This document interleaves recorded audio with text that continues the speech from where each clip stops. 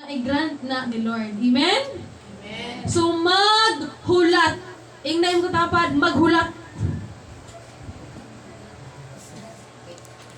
Wait for the Lord. Amen? Amen. Hallelujah. Wait for the Lord. Bahala na ni Lord. Basta kay, I remain faithful.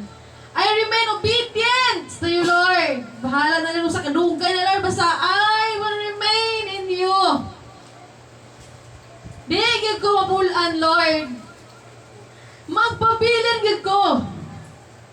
Magkinaunsa man yung kitabuan ni kinabuhi ni. Basta kapaluko nga na ako si muhang will, Lord. Di gid ko mahadlok. Di gid ko mabalaka. Maghulat gid ko, Lord. Ingon ana ang anak sa Ginoo kay mahalo maghulat. Praise God.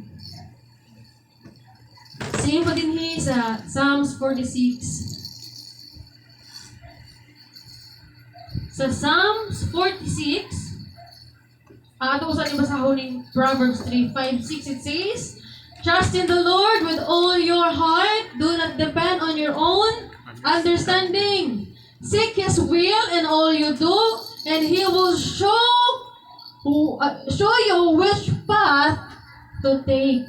So, ipakita ni Lord, ipadayag ni Lord kung sa imong mayo nga buhaton.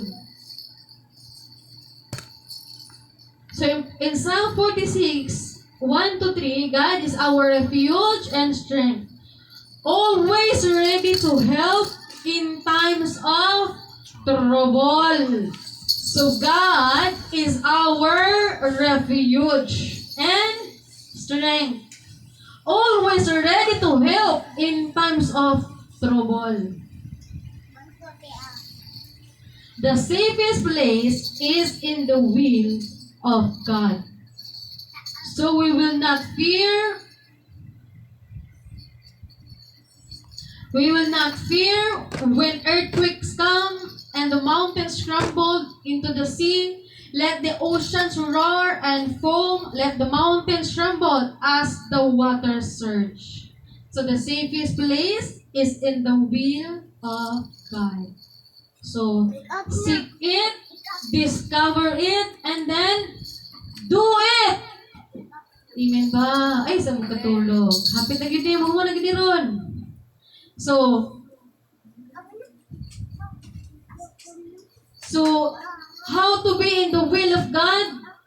Mga igsoon, we need to seek it, to discover it, and then we need to do. We need to do it. Be in God's safest place. Be in God's safest place. Because Jesus is, and God is a safe place. Jesus is a safe place. Tingnan mo kasing Jesus is my safest place.